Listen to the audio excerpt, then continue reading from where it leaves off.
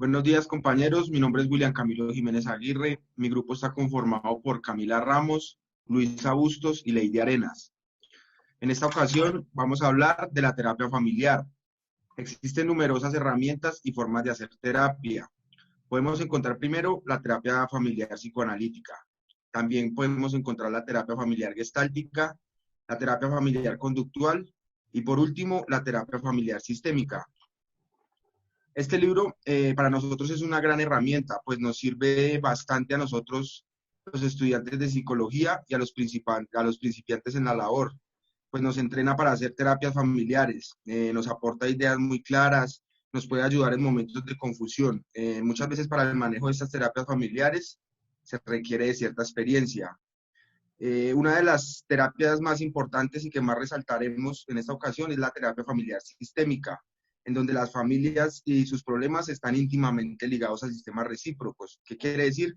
Que debe haber un apoyo mutuo, no solo el de un integrante, como por ejemplo papá, mamá, un hijo, un hermano, un abuelo, sino en un conjunto. Pues aunque los otros consideren que alguno tiene un síntoma, todos están ligados. La terapia familiar sistémica se encarga de que cuando un paciente abandona cierta conducta o algún síntoma, ningún otro miembro de la familia lo vaya a sustituir. Esto quiere decir que no vaya a presentar otra conducta sistemática. Para esto lo previenen con algunas labores, algunas tareas, algunos ejercicios y consejos que da el terapeuta. Por último, y para dar paso a mis compañeros que le van a explicar un poco mejor de qué se trata, de dónde, cuándo surge, les puedo decir que el origen y las crisis es por el diario vivir y lo que cada día trae. Cuando una familia se ve impotente y no puede solucionar sus problemas, muchas veces acuden a terapia, que sería lo más saludable y lo más eficiente. Bueno, la terapia familiar sistémica incluye un concepto de sistema que es como un concepto de sistema familiar, el cual este se compone de un conjunto de personas que se relacionan entre sí. Estos forman una unidad frente al medio externo, con el objetivo como de definir quiénes pertenecen a un sistema y para esto son necesarios unos límites, que funcionan como en dos partes. Por una parte funcionan como líneas de demarcación individualizan al grupo frente al medio y por otra parte funcionan como lugares de intercambio de comunicación, de afecto, de apoyo. Esto se da entre dos sistemas o subsistemas. Los límites pueden ser tanto extrasistémicos, que significa fuera del sistema, como intrasistémicos, que significa dentro del sistema. Los primeros delimitan el sistema como con el medio externo, mientras que los segundos son los que separan y relacionan los distintos subsistemas que forman del sistema más amplio. En el sistema familiar se puede observar principalmente varias propiedades que son la totalidad, la casualidad circular, la equifinalidad, la equicasualidad, la limitación, la regla de relación, la ordenación jerárquica y la teleología. Bueno, primero tenemos la totalidad, que es la conducta del sistema familiar, que no puede entenderse como la suma de conductas de sus miembros. Esto se trata de algo más cualitativamente distinto, que en él incluye además relaciones existentes entre ellos. Eh, es necesario obtener la información de sus interacciones por consecuencia de la evaluación de los individuos, ya que no puede deducirse el funcionamiento del grupo al que pertenece. Siguiente está la casualidad circular, que básicamente describe las relaciones familiares que como algo recíproco, pautado y repetitivo. Este conduce a la noción de secuencia de conductas. Entre las conductas de dos miembros de un sistema existe una determinación recíproca, de forma que en una secuencia de conductas muy simplificada se puede observar que la respuesta de un miembro de un sistema A se relaciona con la conducta del miembro de un sistema B. Bueno, cuando se habla de una secuencia sintomática, este se hace referencia como al encadenamiento de conductas que se pueden articular en torno al síntoma que se regulan por una casualidad circular. Bueno, el otro es equifinalidad, que básicamente se da en un sistema abierto. Este es como que alude al hecho de que un sistema parta o pueda alcanzar el mismo estado final a partir de condiciones iniciales distintas, lo cual se le dificulta un poco buscar una causa única del problema. Es decir, que por medio de diferentes caminos puede llegar a un determinado objetivo. Pero y más que todo, hace referencia a la mantención de un sistema de equilibrio fluyente. Siguiente está la equicasualidad, que es lo contrario a la equifinalidad, o sea, se da también en un sistema abierto, pero es contrario al anterior, ya que parte de una misma condición inicial y puede dar lugar a diferentes estados finales. Bueno, estas dos propiedades establecen la conveniencia de que el terapeuta abandone la búsqueda de una causa pasada originaria del síntoma. Como consecuencia, entonces, para ayudar a la familia a resolver el problema, tiene que centrarse más en el momento presente. Por lo tanto, la evaluación se va a orientar a conocer los factores que contribuyen al mantenimiento del problema y no a descubrir los factores etiológicos, de tal forma que pues pueda influir en ellos para iniciar el cambio terapéutico. Siguiente está la limitación, que cuando se adopta una determinada secuencia de interacción, disminuye la probabilidad de que el sistema vaya a emitir una respuesta distinta. Lo que hace es que se reitere en el tiempo, y si la secuencia encierra una conducta sintomática, se convierte en patológica porque va a contribuir a mantener circularmente el síntoma o pues el problema. El siguiente va a ser regla de relación. En todo sistema eh, existe como la necesidad de definir cuál es la relación entre los componentes, ya que es posible que el factor más trascendente de la vida humana sea la manera en que las personas van como a encuadrar la conducta y comunicarse entre sí. Hay una ordenación jerárquica en toda organización, ya que en el sentido de que pues ciertas personas poseen como más el poder de determinar lo que va a hacer o tienen mucha más responsabilidad para poder decir como lo que realmente se va a hacer. El siguiente concepto es una organización jerárquica, que básicamente la familia no solo comprende como el dominio que unos miembros ejercen sobre otros, las responsabilidades o las decisiones que estos toman, sino también como la ayuda, la protección, el consuelo, el cuidado que brindan a los demás.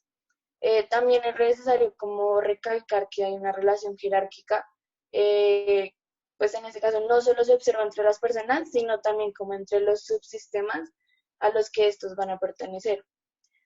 Un ejemplo de es cuando los padres son legalmente responsables de cuidar a sus hijos y por lo que como subsistema parental ocupa una posición superior al subsistema filial. El siguiente concepto es la teleología, que el sistema familiar se va a adaptar a diferentes exigencias de los diversos estadios de desarrollo por los que estos va como a atravesar. Esto es con el fin de asegurar continuidad y un crecimiento psicosocial a los miembros. Este proceso de continuidad, y de crecimiento también ocurre a través de un equilibrio dinámico entre dos funciones que van a ser complementarias. Una es la morfóstasis y la otra es la morfogénesis, que básicamente la morfóstasis es como la tendencia del sistema a poder mantener su unidad, su identidad y su equilibrio frente al medio. Este concepto se va a emplear para describir cómo el cambio de uno de los miembros de la familia se va a relacionar con otro miembro. Es decir, que un cambio en una parte del sistema es seguido por otro, y lo que lo compensa en otras partes del mismo es lo que restaura el equilibrio. La tendencia del sistema a cambiar y también a crecer es la morfogénesis, ya que comprende la percepción del cambio, o sea, es el desarrollo de nuevas habilidades y también las funciones para manejar aquello que va a cambiar, y la negociación de una nueva como redistribución de los roles entre los miembros de la misma familia. La noción de teleología es la que enlaza directamente un concepto fundamental dentro de la terapia familiar sistémica, como viene siendo el ciclo vital familiar. Bueno, buenas tardes. Mi nombre es Camila Ramos y pues yo les voy a hablar un poco más a profundidad sobre la historia de la terapia familiar sistémica.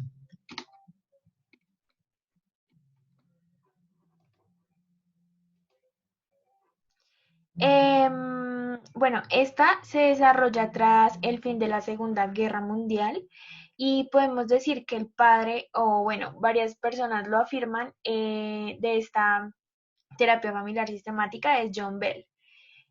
John Bell era un psicólogo de la Universidad Clark de Worcester en Massachusetts y a mediados de 1951 realizó una terapia conjunta de una familia donde había un joven muy agresivo y pues gracias a esto él obtuvo buenos resultados. Eh, esto, esto, terapia familiar sistemática fue impulsada más que todo por circunstancias clínicas y de investigación. Aparte de esto, también su nacimiento fue con varios terapeutas de forma independiente que decidían entrevistar a grupos familiares para obtener más información acerca del miembro sintomático. Eh, También tratan de dar explicación de cómo influyen las patologías del paciente con la relación familiar. Entonces decimos que también se hace con el fin de acompañamiento para el paciente.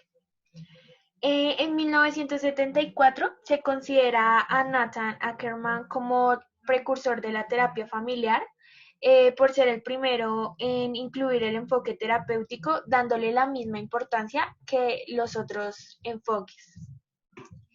Él, Ackerman, sostiene que existe una continua interacción dinámica entre los factores biológicos que determinan la vida del ser humano y el medio social el cual interactúa. De allí está la teoría de sistemas a tratamiento familiar, que a su punto de vista de Ackerman, la terapia familiar debe ir más allá de la remisión de los síntomas y enseñarle a las personas cómo alcanzar una vida mejor dentro de valores y pues la esencia de la familia en particular.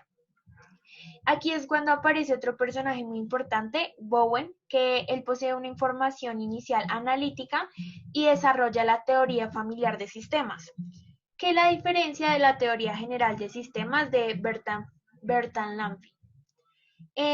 Bowen en 1974 inició un proyecto de investigación en el Instituto Nacional de Salud Mental de Washington y a partir de esto, él hizo evidente que la relación de madre e hijo era fundamental en la unidad familiar y que todo esto estaba implicado en el proceso patológico como consecuencia. También define que la familia incorpora una combinación de variables emocionales y relacionales. Entonces, sostiene que eh, las emociones parten del funcionamiento del sistema y las relaciones determinan el modo en que se expresan las emociones. Por otra parte, en 1952 aparece Gregory Bateson. Él inicia un proyecto de investigación sobre la comunicación y se interesa por los procesos de clasificación del mensaje y por la manera en que puede dar lugar a paradojas.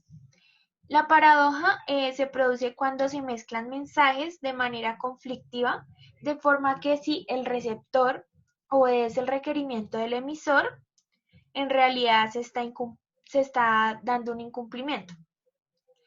En 1964, este mismo personaje, Gregory Bateson, se asocia con Donald de Ávila Jackson, quien él se hallaba muy influido por la psiquiatría interpersonal.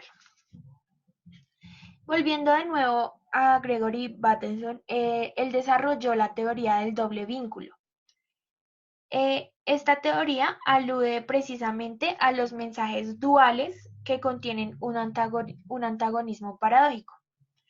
Posteriormente aparece Hay Haley y John Wigland, que pasan a formar parte del proyecto de Gregory Bateson, que se divide en enfoque experimental y enfoque de terapia familiar.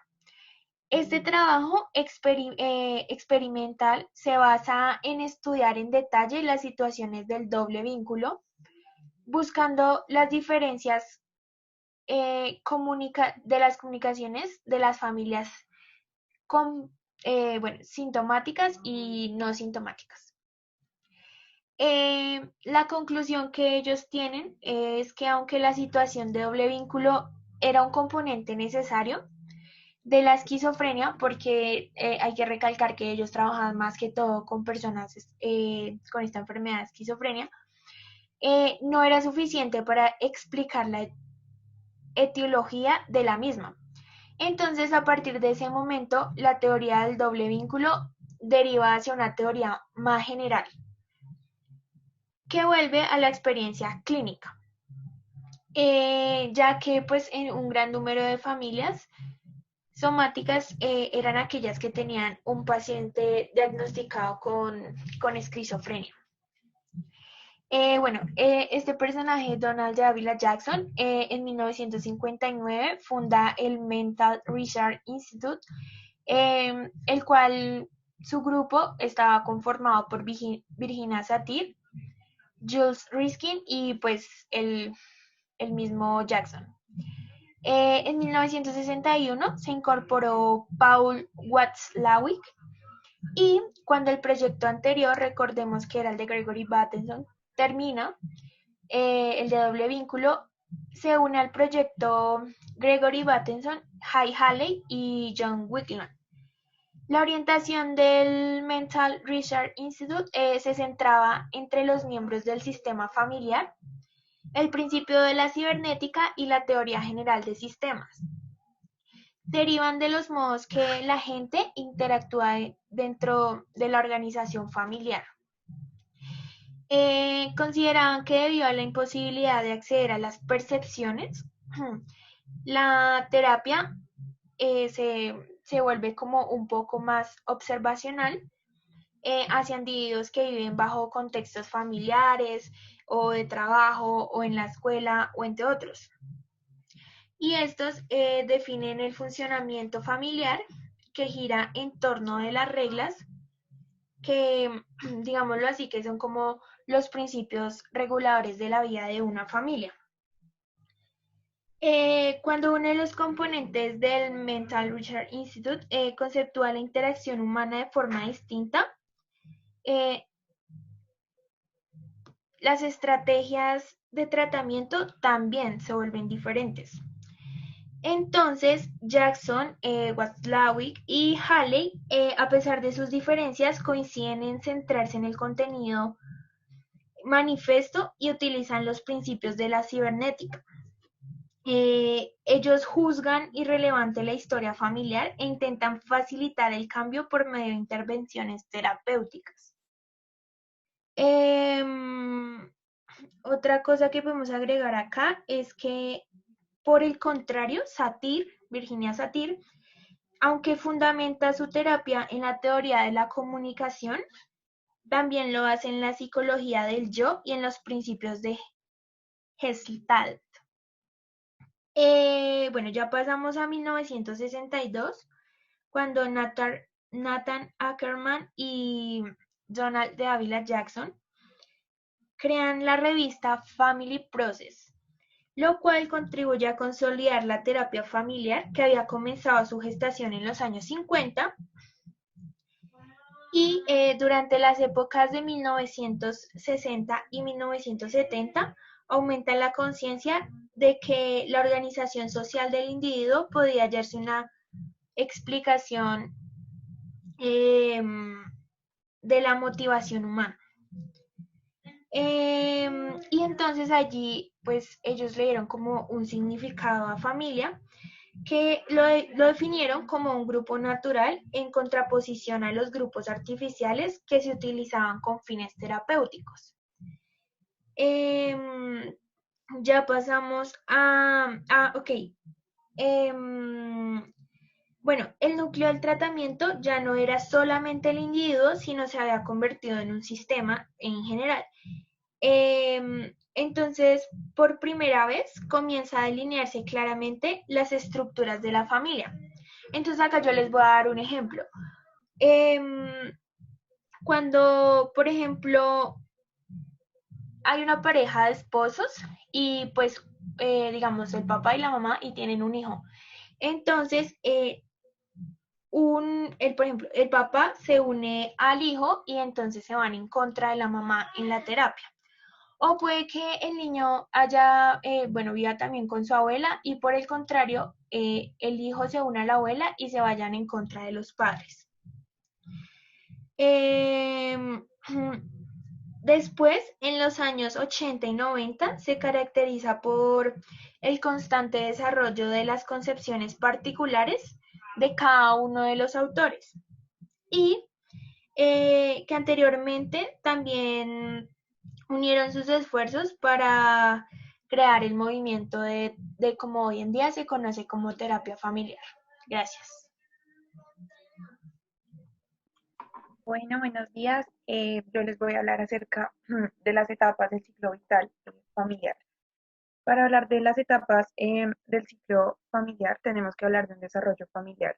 Y cuando nos referimos a desarrollo familiar, hablamos de periodos de equilibrio y adaptación como periodos de desequilibrio y cambio que pueden surgir en una familia.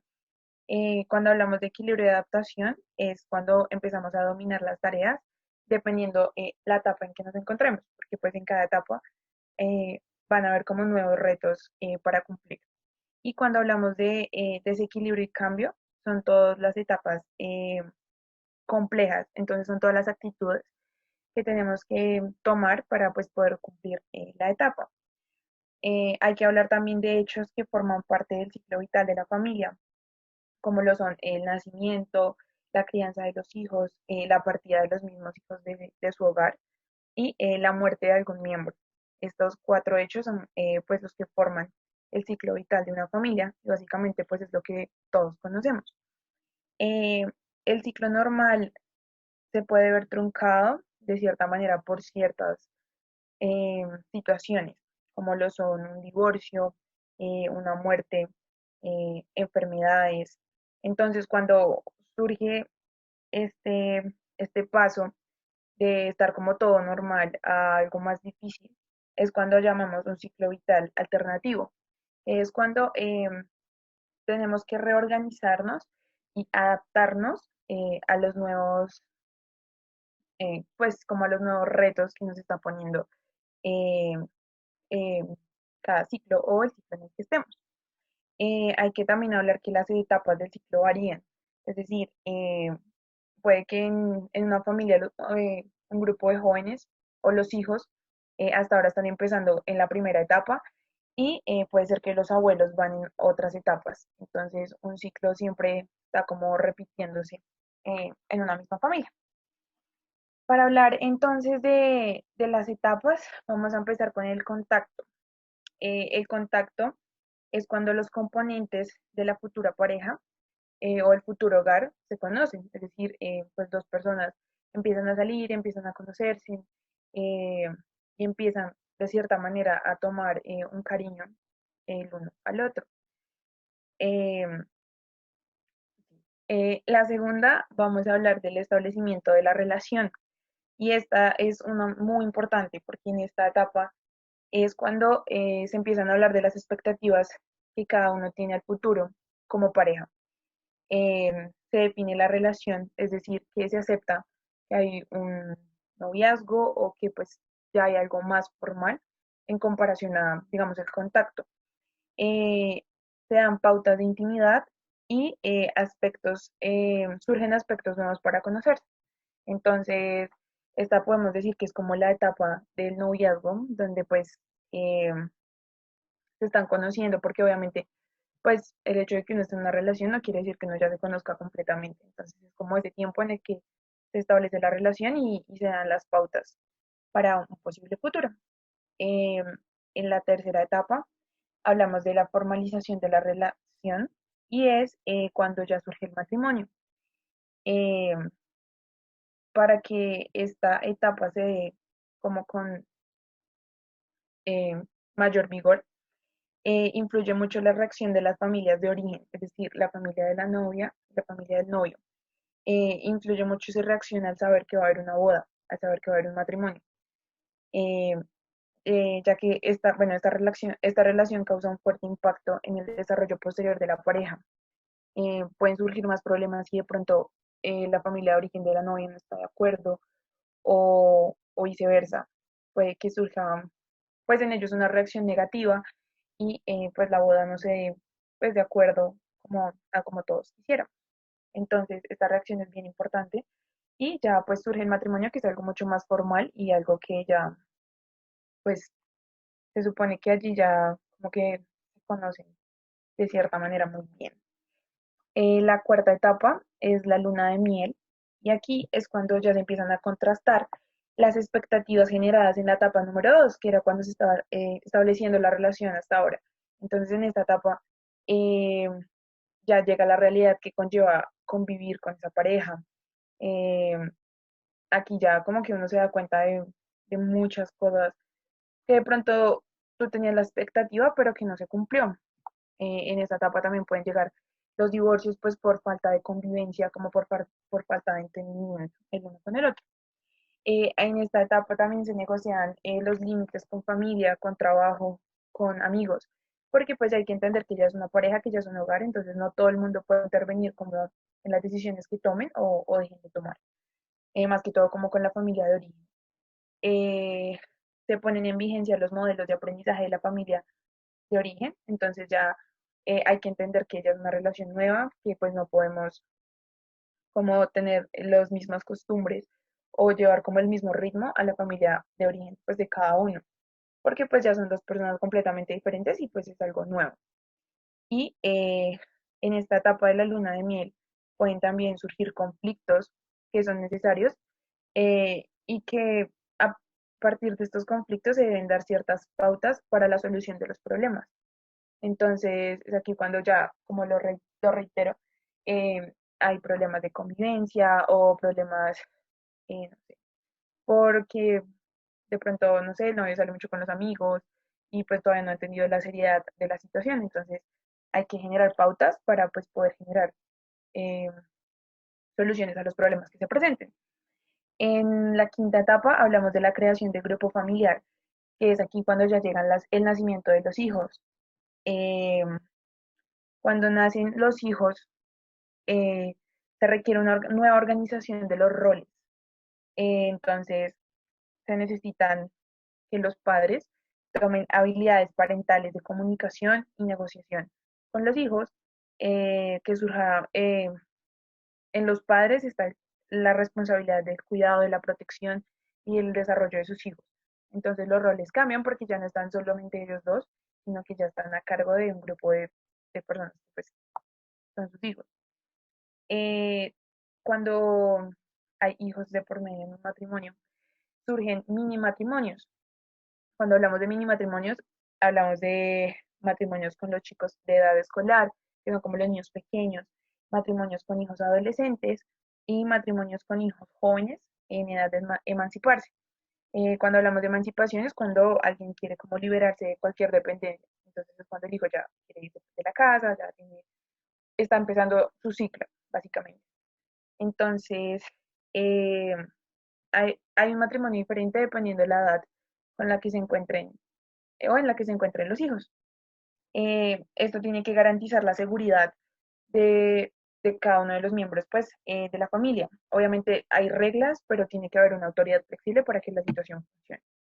Y hay que aclarar también que si nace otro hijo, el sistema se vuelve más complejo porque hay más responsabilidades y pues hay otro miembro de la familia que tiene que pues recibir también eh, el amor de cada uno de sus padres. Cuando hay un matrimonio con hijos adolescentes, hay normas flexibles, eh, se exige la responsabilidad, se delegan funciones para que ellos también aprendan a tomar decisiones para que posteriormente puedan saber desenvolverse. Y los hijos que van a partir del hogar deben tener intereses extrafamiliares, es decir, los hijos que ya están por emanciparse tienen que, o sea, sus intereses ya nos tienen que estar por fuera de la familia, tienen que tener habilidades de socialización y profesionalización para que ellos puedan también crear su hogar también. Y ya por último está la segunda pareja, que es cuando los jóvenes ya se emancipan, los padres vuelven a establecer su relación de pareja porque pues ya cumplieron como con su ciclo con sus hijos, ya lo sacaron adelante, entonces ya es tiempo otra vez para ellos, para que vuelvan a resurgir como pareja. Eh, Obviamente los hijos siguen siendo una prioridad, pero pues los hijos ya están grandes. Eh, y aquí es cuando ya también se da el deterioro físico, psíquico de los padres, y es cuando los roles cambian. Entonces ya los hijos se hacen cargo de sus padres y están en la responsabilidad de transmitir todas las cosas positivas que sus padres les han enseñado y pues el ejemplo que ellos les han dado. Entonces, esas son como las 6 etapas de un ciclo vital familiar que pues en una situación normal se debería cumplir. Vamos a hablar un poco de los beneficios.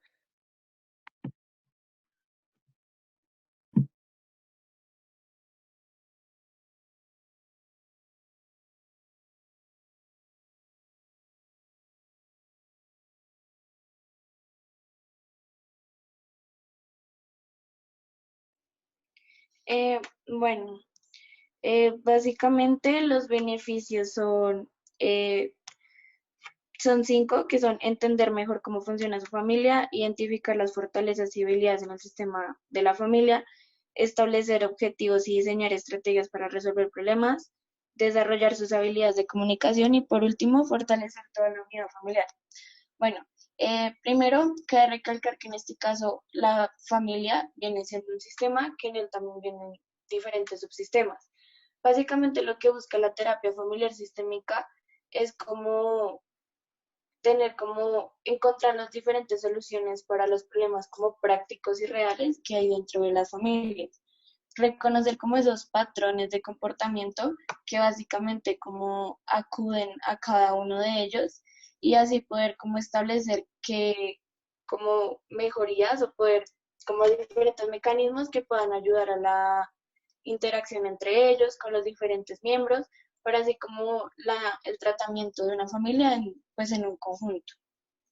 Este básicamente considera como los comportamientos humanos que son un producto complejo de interacciones, ya que pues hay diferentes sentidos dentro de ellos que pues van a como reaccionar a diferentes cosas o también van a tener como comportamientos o conductas que son totalmente diferentes a los que tienen los demás miembros. Entonces, al ser estos diferentes, va a haber como un tipo de, por decirlo así, como choque o simplemente el sistema no va a funcionar en su totalidad. Y lo que busca la terapia familiar es como entender cómo va a funcionar el sistema, las relaciones dentro del sistema y cómo son los comportamientos de cada miembro de la familia. También dice que como el sistema es más complejo cuando está conformado por familias nucleares o por también como con una extensión mayor en el sistema. Él también cuando va a identificar las fortalezas y debilidades, es lo mismo como en como se resalta una persona o un miembro del sistema y cómo este va a cómo actuar o cómo va a ser su comportamiento frente a los demás. Establecer objetivos y diseñar estrategias para resolver problemas es como establecer los diferentes mecanismos que van a ayudar al mantenimiento del sistema y cómo podemos reforzarlos para que el sistema pueda funcionar como mucho más fácil. Y pues básicamente es como desarrollar las habilidades de comunicación y fortalecer toda la unidad familiar. Es como mejorar esa interacción entre las personas para que el sistema, que en este caso es la familia, pueda funcionar mucho más fácil.